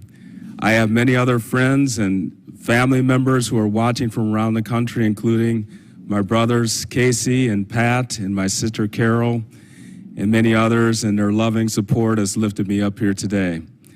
I want to introduce you to the family members who are here with me, beginning with my wife and my 5-year-old daughter, Lola, who has a tremendous amount of energy. They're the center of my world. I love them a lot. I wouldn't be here without them. I'm also very honored and blessed to have with me my older brother, Steve, my sister-in-law, Kathy, my niece, Danielle, my nephew, Ted, and my good friend Mike Parham, who's joining us here from Seattle. I can't tell them how much it means to me that they're here with me today. And in closing, I want to thank a number of the people that helped me develop into the sort of judge I am here today. First, there would be Judge Ann Claire Williams. I had the honor to serve as her law clerk for a couple of years, and she is a phenomenal person and an excellent role model, a tremendous judge, and I really thank her. I thank my former partners and colleagues at the firm of Minor, Barnhill, and Galland, who taught me how to practice law ethically and with excellence. I also want to thank the current and former magistrate judges and the district judges on the Northern District of Illinois. They're fantastic colleagues and friends, and they've provided so much support to me, I can't even tell you about that. And then my chamber staff, past and present, they make it possible for me to do what I do. And finally, I want to thank my schools, Northwestern Law School and Michigan State.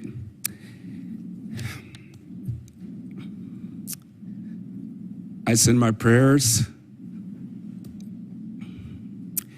and my heart to the victims of that terrible, horrific shooting that took place on that campus.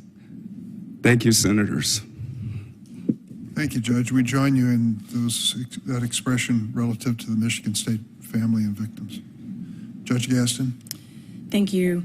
Good morning, and thank you, Chair Durbin, Ranking Member Graham, and this esteemed committee, with special thanks to my home state Senators Padilla and Feinstein, and added gratitude for Senator Padilla's warm introduction this morning. I'd also like to thank President Biden for this nomination. It is an honor simply to be here. I am profoundly grateful for my family, to my parents and step-parents, my daughter, my brother Fred, my nephews and nieces, and my in-laws. The world is a better and more interesting place for having each of you in it. Thanks to all of those who have lifted me up in prayer, including my church family at St. Paul's Cathedral in San Diego, my mother and her congregation, my in-laws, Dean and Donna, my friend Talisha, and my cousin Libby. O. Henry once wrote, "No friendship is an accident." To the friends who are with me today and those who are watching from home, including my magnificent law school classmates, thank you for your deliberateness in being in my life, for putting in the work over the years, even though we've all been busy. You are brilliant, loyal, and kind. And to my court colleagues, the judges, attorneys, clerks, court reporters, and bailiffs who have been part of my daily life for almost 3 decades, especially my clerk Abraham and my bailiff, Deputy Dart. The rule of law is essential to our American way of life. One of the ways we effectuate the rule of law is to act at all times with professionalism and respect for the public we serve. Thank you for your integrity, your wisdom, and your humanity. Finally, I offer my deepest gratitude to my husband, David, whose thoughtfulness, in every sense of that word, inspires me every day to be a better human being. I welcome the committee's questions. Thank you, Judge Gaston. Judge Shu? Thank you, Chairman Durbin, Ranking Member Graham, and distinguished members of the committee for your time and consideration. I want to thank President Biden for the nomination, Senator Padilla for his recommendation and his kind words this morning, and Senator Feinstein for her support and her service to the nation. I would welcome with humility and honor the opportunity to once again serve the Central District of California and my country, this time as a United States District Judge. I would first like to acknowledge my parents who came to the U.S. on $100 per month scholarships to Kansas State University. That one of their children is here before you shows the American dream is alive and well. My parents could not be here today, but I know they are watching from home, and I want them to know that I love them dearly and I thank them. I also want to thank my sister, her husband, and their children for being in my life. And I want to thank my professional family, the late Judge Marian R. Felser, for whom I clerked, my co-clerk Matt Close, my former colleagues at Gibson, Dunn & Crutcher, and especially Wayne Barsky, my former colleagues from my time at the U.S. Attorney's Office, and my current colleagues on the Los Angeles Superior Court, especially my colleagues and court staff in the East District. I want to thank the people supporting me here today, Joel Wattenbarger and Ben Hemmons, who have been close friends for more than 3 decades, Steve Andrews, who I've known nearly as long, and Professors Mary Cerati and Mark Shefsky, who my wife and I have known for many years. And finally, I want to thank my family. With me here today is my wife of more than 20 years who serves the public in a different capacity, expanding humankind's scientific knowledge, and our 2 daughters. Fortunately for me, it is currently the off-season in both of their sports, so they were willing to come. I love my family and cannot imagine life without their continued love and support. It is the greatest professional honor of my life to be here today, and I welcome your questions. Thank you, Judge Shu. Judge Hunt. Thank you, Chair Durbin, Ranking Member Graham, and members of the committee for considering my nomination. I am grateful to Senators Durbin and Duckworth for recommending me for this incredible opportunity and to President Biden for nominating me. Senator Durbin, thank you for the kind introductory remarks. It took a village to get me to this place. Several of them are here with me today. My mother, Rachel Dykes, stepped out on faith as a young woman and moved from a farm in Mississippi to the big city of Chicago to build a new life. She raised 3 children on her own and impressed upon us the value of education and hard work. My siblings, Lynn and Lance, are watching today from their homes. Our mom is my inspiration. My 3 beautiful and very busy children, Nia, Jeremy, and Brian, are here. Nia is in nursing school, Jeremy is in graduate school, and Brian is a college freshman. They are my heart and my joy. Their father, Brian, is here too. I could not have accomplished all that I have as a working mother without him. His friendship and devotion to family has been a blessing. Other extended family and friends in the room are my godsister, Casey, Nia's boyfriend, Derek, my cousin, Haley, and my cousin, Kelly, and her wife, Becky. And then representing my entire college posse, I have Connie and her husband, Shannon, Carmen and her husband, Mark, Kim and her husband, Kiev. I have so many loved ones viewing remotely. My Aunt Dorothy, my niece Demetria, my cousin Calvin, and my Delta ships from Essence. Time will not permit me to name everyone, but please know that I thank you all for pushing me forward and praying me through. And I give special thanks to my amazing chamber staff, my bankruptcy judge colleagues, and our court personnel. Finally, I want to acknowledge the cloud of witnesses who are cheering me on from above, especially my maternal grandmother, Melvina P. Hall, whose spirit of determination and resilience rests on me, my dear friend and guardian angel, Special Agent Dave Nardella, whose 25-year career in law enforcement and devotion to our country inspires me daily, and my district judge, Judge William Hibbler, who recognized and nurtured my dream to one day follow in his footsteps. Senators, I look forward to your questions. Thank you very much, Judge Hunt. Ms. Almadani? Good morning. Thank you, Chair Durbin, Ranking Member Graham, and distinguished members of the committee for the warm welcome.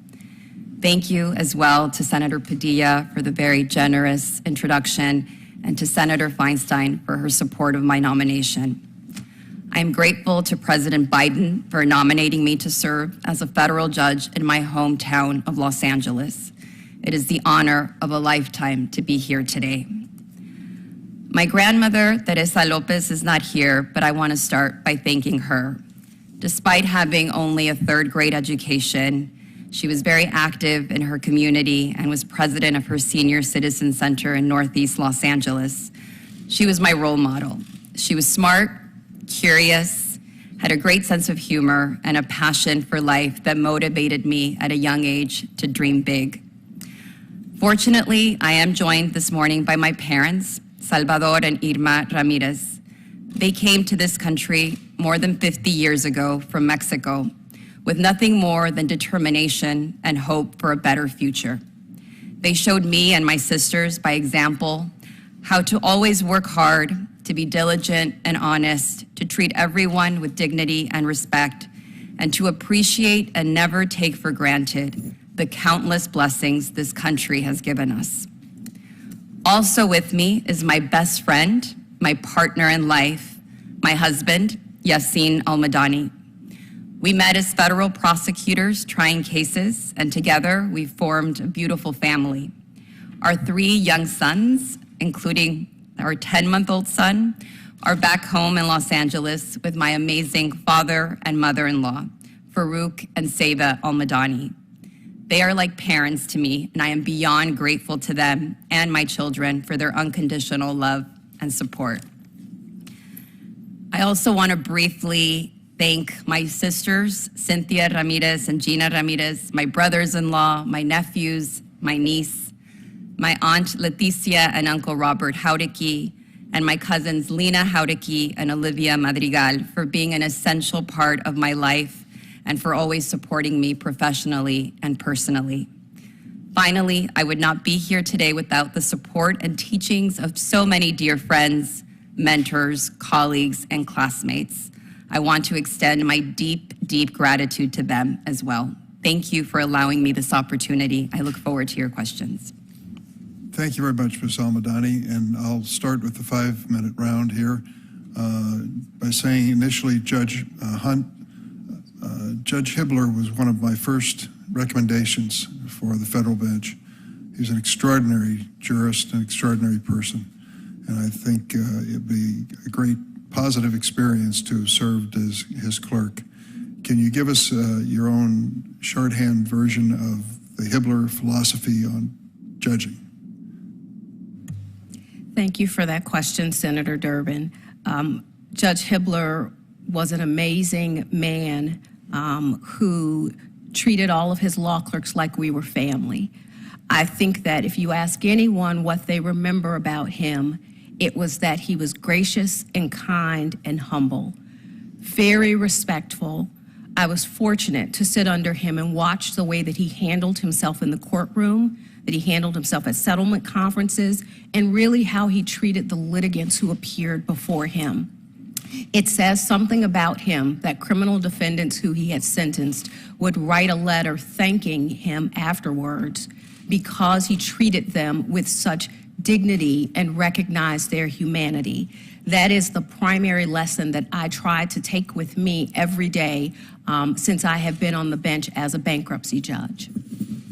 And that's the point I'm glad you raised, because I think it's so important. These are lifetime appointments. I think you all understand that, which means that if you win the approval of the Senate, now that you've had the nomination of the president, there could be critics, and there will be, I'm sure, but this is your life's calling at this moment.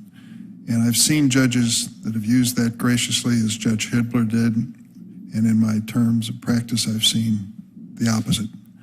Judge Cummings, you've seen a lot of courts and courtrooms, both as a litigator and as a judge.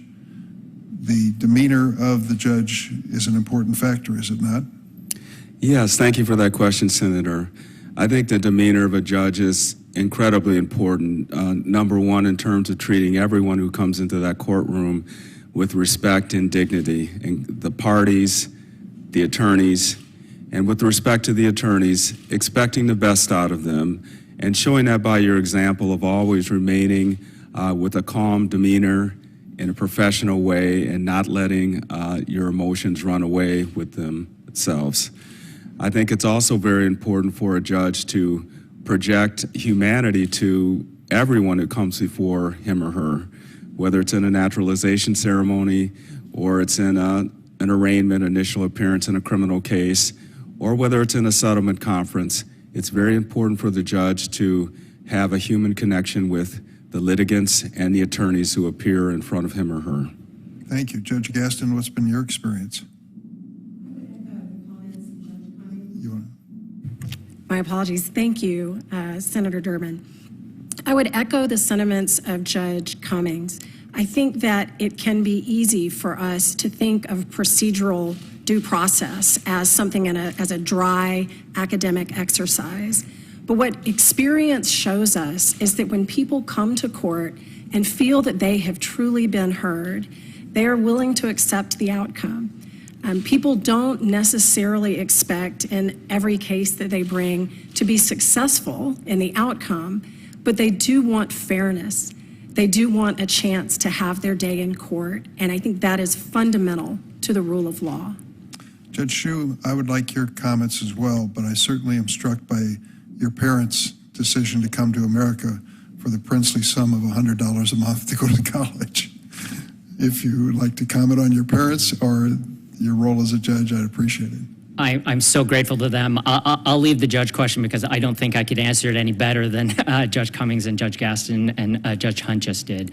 I agree with you that demeanor is incredibly important, but I am so grateful for my parents that they, both of them independently, made that huge leap of faith coming to a country they knew nothing about to start essentially a new life. I heard my father recently describe himself to someone as just an ordinary guy, and I had to tell him, you are not an ordinary guy. He accomplished more, at the age of 9 than I can hope to accomplish in my lifetime. That's a great comment. Ms. Almadani, would you like to comment on the judges that you have had an experience in the courtroom with? Thank you for that question, Senator Durbin. I've been very fortunate to appear before many different judges in the Central District of California and in front of the Ninth Circuit Court of Appeals. I have found that those judges who listen to the parties' arguments, who do their research, who come prepared, are the judges that we most appreciate. And so, unlike my fellow panelists, I have not served as a judge. I recognize that.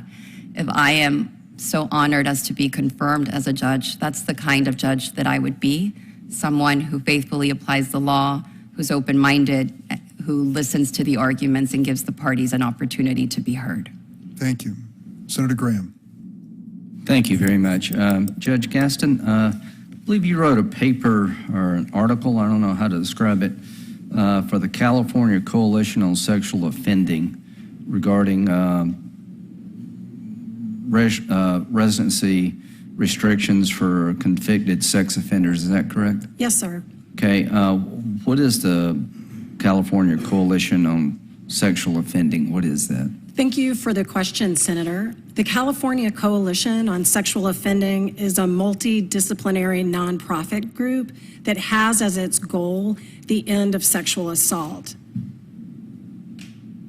Okay. What was in your paper, you suggested that limiting residency requirements of sex offenders, certain statutes, can't live near schools and other things.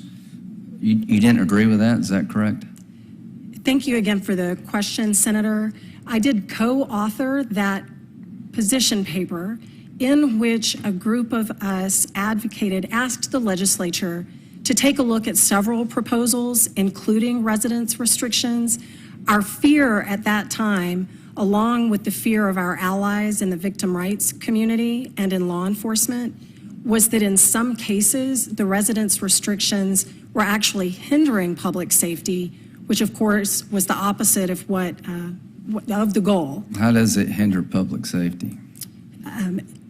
In some instances, residence restrictions resulted in convicted sex offenders being homeless, which presents a huge challenge to law enforcement. Well, the statutes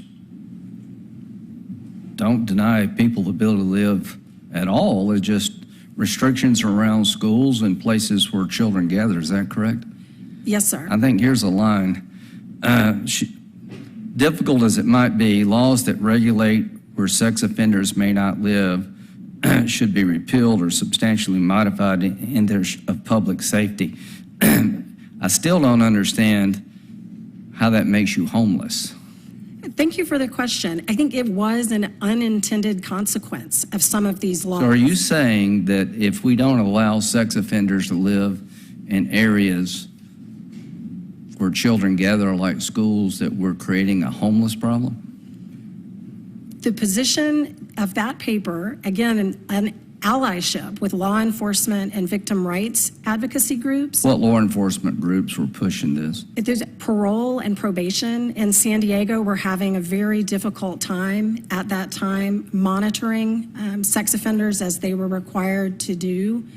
Why were they having a difficult time monitoring sex offenders? I think the way that they would put it, Senator, is that a homeless sex offender is more difficult. I don't buy the proposition that a legislative body saying registered sex offenders. Are you okay with registering sex offenders?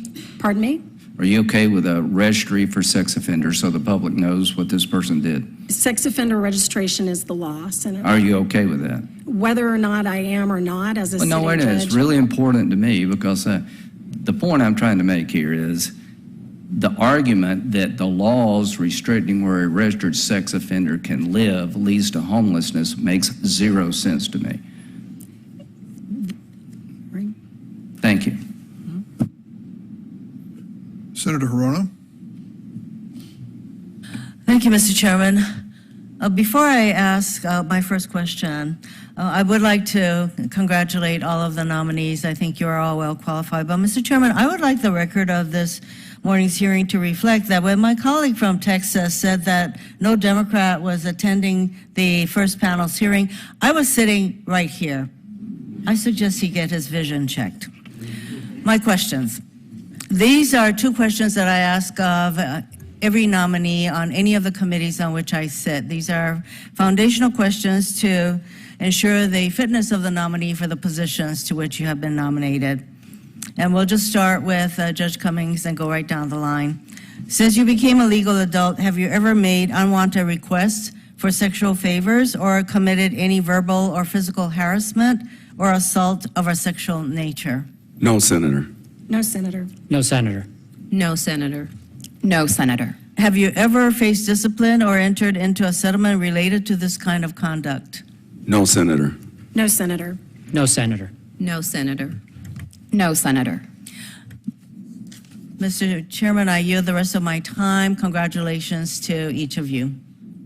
Thank you, Senator. Senator Kennedy. Thank you, Mr. Chairman. Congratulations to each of you. Judge Gaston, on December 6th, 2008, you wrote, you talked about this with Senator Graham.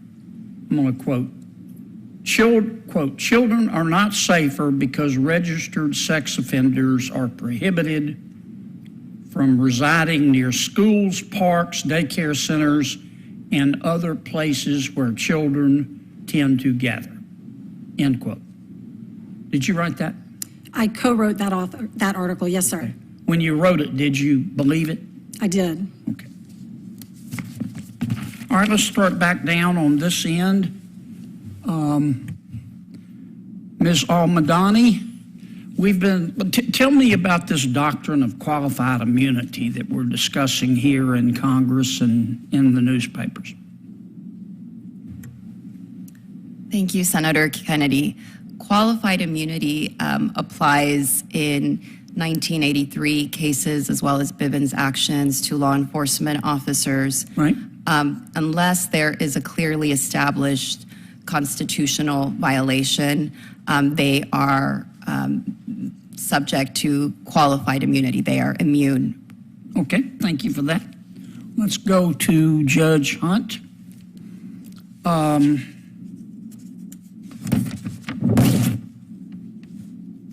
Judge, what is the standard? I'm sorry, I keep bumping my mic. What's the standard for granting a motion for summary judgment in federal court? Thank you for the question, Senator. Summary judgment motions in federal court are evaluated under Federal Rule of Civil Procedure 56. The question is whether there is a genuine issue of material fact that will require a trial. The moving party has the burden of proof of establishing that there is no genuine issue of material fact and that judgment should be granted as a matter of law. If the moving party does not meet that burden, then summary judgment is denied and the case goes forward to trial. Okay. So basically, it's just, are the facts in dispute and is law in your favor? That's probably a shorthand for it, but really it's, are there material facts in dispute? Because in my experience, there are often factual disputes, but the question is whether they are material to the resolution of the issue. Otherwise, you wouldn't be in court. Exactly. Judge Hugh, tell me about New York Times v. Sullivan. I believe that was a First Amendment case, Your Honor. I'm sorry, Senator, about free speech. But in my 5 years of being a judge and 25 years of practice, I haven't had to actually apply New York Times v. Sullivan. Okay.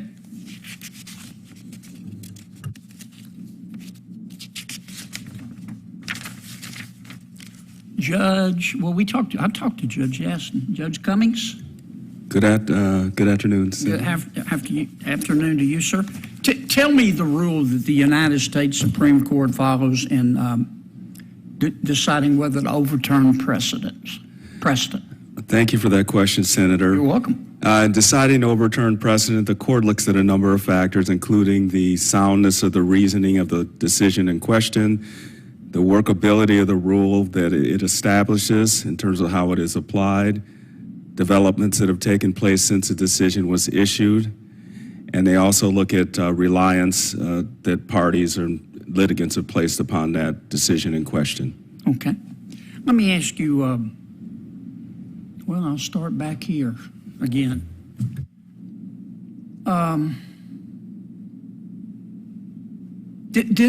What did the White House give you to prepare for today's hearing? Senator, there were a number of meetings with the White House counsel's office. Did they give you any written materials to read? There were some written materials. Tell me, what were those? There were materials that were already in the record, questions and answers from prior hearings. So they gave you a list of questions and answers from prior hearings? An overview, I would say. Yeah. How many questions and answers did they give you? I'm not sure, Senator. Sitting here, I'm not sure exactly how many questions. Was it more than 10? Yes. More than 50? I don't believe so. Okay. And whose questions were they? They were Senator's questions. Which ones?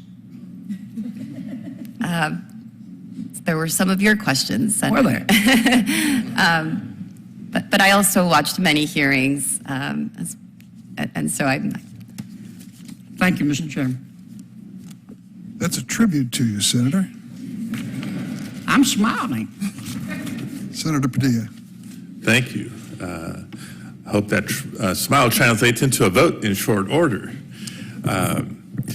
Judge Shu, you've said that you have wanted to be a judge ever since you were a clerk.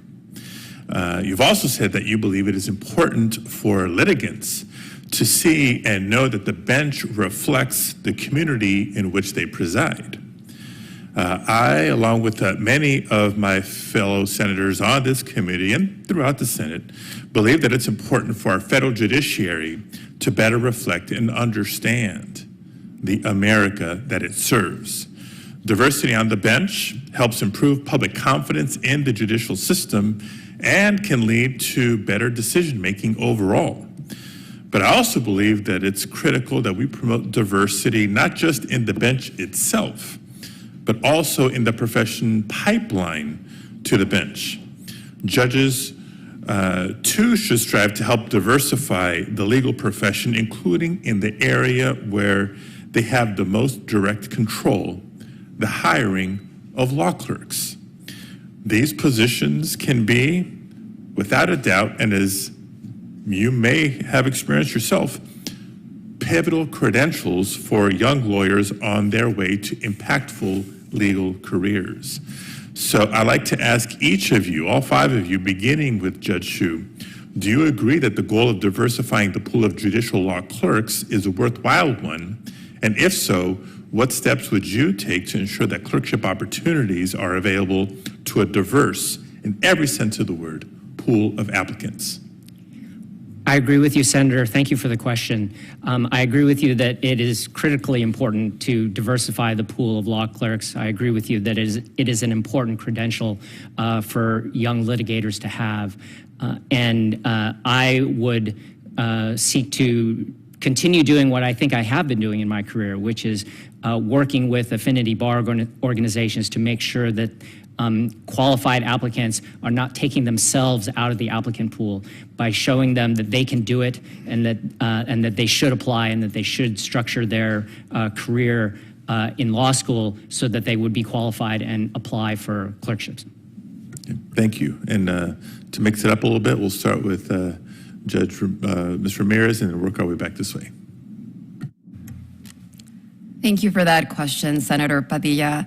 I certainly benefited from clerking on the Ninth Circuit. It was an incredible experience, one that I draw from every day. Diversity is critical in the law clerk pool, on the bench, in all different settings because it reflects it promotes public confidence in the institution by showing that everyone has a place in different levels of government in different places. And so I would certainly promote doing outreach to many law schools to encourage a diverse pool of applicants to apply for clerkships. And I would note that there are many different kinds of diversity that are important. And so I think that is something that would be very important to me if I am confirmed as a judge. Thank you. Judge Hunt. Thank you for the question, Senator Padilla. I agree also. Diversity is incredibly important, and I would expand that to personal and professional diversity. My law clerks help me considerably, and I have to give them credit for some of the better reasoned decisions that I make because you're able to consider so many other perspectives and life experiences. It helps us as judges actually to have law clerks from different backgrounds. I have had law student externs for the summer. That's one of the primary ways that I try to support that initiative because I think so many law students don't know about the opportunity or don't think that they will qualify. And so that is something that I will continue to do. Thank you. Judge Gaston. Thank you. In addition to the comments of my esteemed colleagues here, I would only add that I think one way that we could encourage more diverse applicants is by approaching schools that haven't been traditional sources of clerks. And so that's something that I would like to look into. Thank you. Judge Cummings. And thank you for your question, Senator. I just think back about how I became a law clerk. One of my law professors asked me what I was going to do after law school, and I said I didn't know. And he said, well, why don't you be a law clerk? And I said, what's a law clerk? I was the first person in my family to graduate from law school, and I had no idea. And it gets to the point of I think it's very important for us to go back to the law schools, to the incoming law students, and even to high schools, and just encourage young people by our example to say, explain what we do, explain that they can do it, and show them an example of someone who may have their background and experience, and they can come forward and take these positions and actually try to become a law clerk. And so that's one of the things I do is speak to students and try to encourage other lawyers to get into the business of becoming a law clerk. Thank you, Senator. Okay. Thank you to each of you. Congratulations. Look forward to supporting your nominations. Thank you, Mr. Chairman. Thank you, Senator Padilla, and thanks to this panel of nominees. Questions for the record will be due to the nominees by 5 p.m. on Wednesday, February 22nd. Record will likewise remain open until that time to submit letters and similar materials. And if there's nothing further to come before the Senate Judiciary Committee, we stand adjourned.